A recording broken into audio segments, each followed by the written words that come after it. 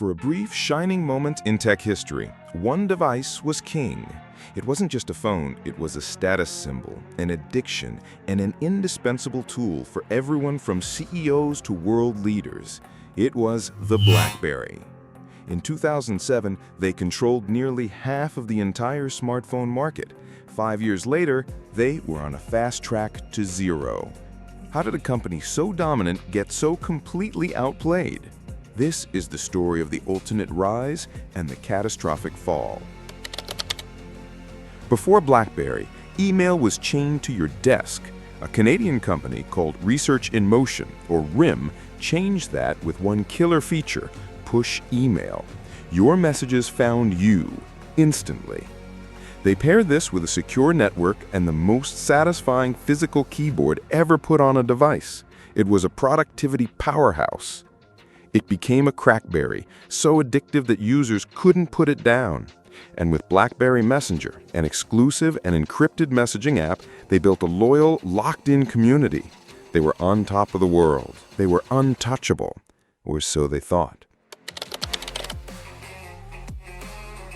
January 9th, 2007. This is the moment the world shifted.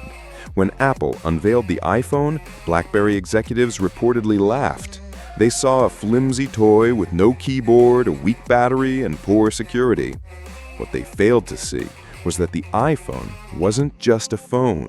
It was a powerful, pocket-sized computer, and it came with the ultimate weapon, the App Store. Suddenly, a phone wasn't just for work, it was for everything else.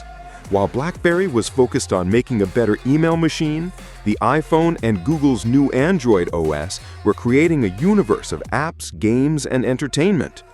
The definition of a smartphone was changing right under BlackBerry's nose, and they were still focused on the keyboard. BlackBerry's attempts to adapt were a series of unmitigated disasters.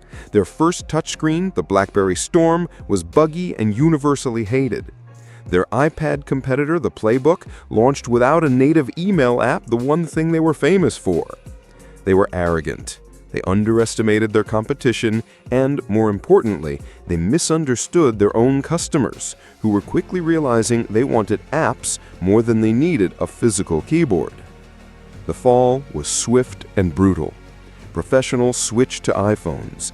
Teens abandoned BBM for WhatsApp. By the time BlackBerry released a truly modern operating system in 2013, the war was already over. The app gap was just too big to close. The world had moved on.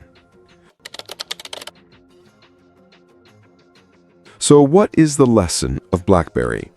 They weren't destroyed by a better product. They were made obsolete by a better idea.